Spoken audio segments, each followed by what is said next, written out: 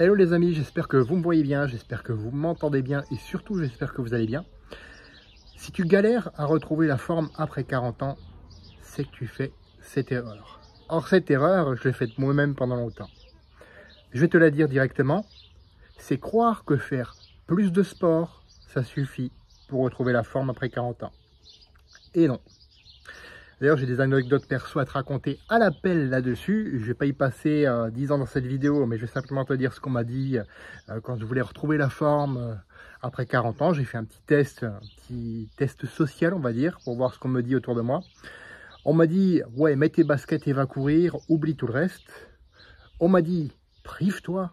C'est le seul moyen de faire un déficit calorique. Il faut que tu te prives, que tu manges 3 feuilles de salade et un cornichon bio, mais pas plus, hein, attention. Et on m'a dit aussi au contraire, ouais, tu peux manger ce que tu veux, ça n'a aucune importance. Bref, entre tous ces extrêmes, il y a 4 piliers dont j'aimerais te parler ici. Le premier, c'est pas sexy, hein, je te préviens tout de suite, c'est la nutrition. Après 40 ans, notre métabolisme évolue, pour certains il ralentit, moi je préfère dire qu'il évolue. Les hormones varient et les besoins changent. Par conséquent, manger trop peu, trop ou mal, manger mal c'est quoi? Manger des aliments ultra transformés la plupart du temps, des calories vides la plupart du temps, eh bien ça peut avoir des conséquences qui sont beaucoup plus poussées que quand tu avais 20 ans. Quand tu avais 20 ans, tu pouvais descendre des paquets de chips, des paquets de gâteaux et ne pas avoir de conséquences. Et encore, ça dépend. Pour moi, ce n'était pas le cas, hein. Mais après 40 ans, ces conséquences, ça peut devenir de la fatigue chronique. Et là, je t'invite à regarder mon contenu de la semaine dernière à ce sujet.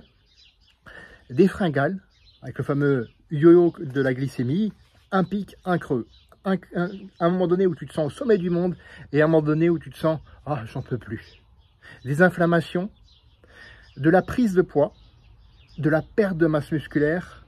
Et c'est comme ça que le métabolisme petit à petit ralentit. Mange à ta faim, sans te priver, en privilégiant bien sûr les protéines en premier et surtout en y incluant des aliments bruts et complets en majorité. Hydrate-toi suffisamment aussi, mais ça, boire de l'eau, je suppose que j'ai pas besoin de te le dire, enfin, sait-on jamais. Ensuite vient la récupération. La récupération, c'est reconstruire ton corps plus fort. Je vais te le répéter. La récupération, c'est reconstruire ton corps plus fort. Tu vas régénérer tes muscles, tes tendons et aussi et surtout ton système nerveux. On dit souvent la récupération fait partie de l'entraînement. Pourtant, il y en a bien peu qui suivent cet adage.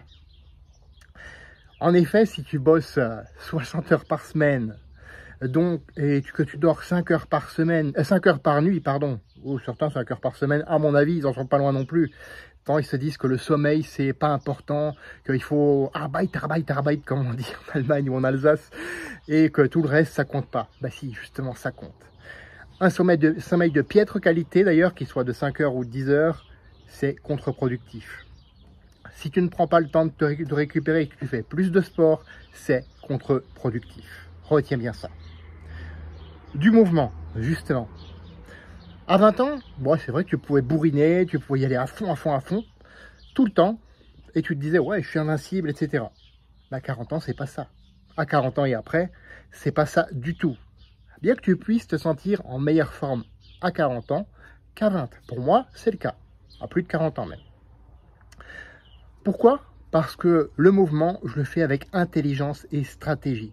J'inclus dans ma routine sportive du renforcement musculaire, au poids du corps, aux élastiques et au poids, de la mobilité, et ça je dis merci à ma kiné de l'an dernier qui m'a permis de faire beaucoup plus encore d'exercices de mobilité, et du cardio adapté. Ces trois mis ensemble, eh bien là, ça va te donner déjà une bonne routine sportive. Quelques pics d'intensité, oui, c'est nécessaire pour permettre la croissance musculaire, mais ce qui compte vraiment plus, ce qui est vraiment vital, c'est la régularité. Et surtout, tu le fais quand tu as l'énergie nécessaire, hein, les pics d'intensité.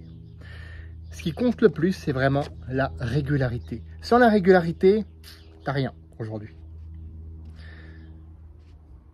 Et surtout, tu t'organisais pour varier les exos aussi.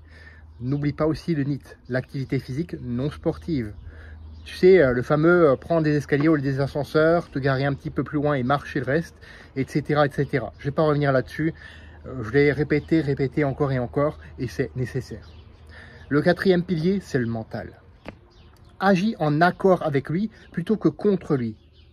Si tu as déjà eu une journée stressante, une charge mentale élevée, adapte ton programme à ton mental, adapte à ta condition. Et arrête de te comparer aux influenceurs parfaits d'Instagram qui font parfaitement tous les exercices chaque jour sans en manquer un, etc. etc. En fait, plus tu vas agir avec ton mental, plus tu pourras bouger et créer de l'énergie plutôt que d'en consommer et augmenter ta forme et ta santé. Alors arrivé là, tu te demandes certainement comment je peux faire concrètement.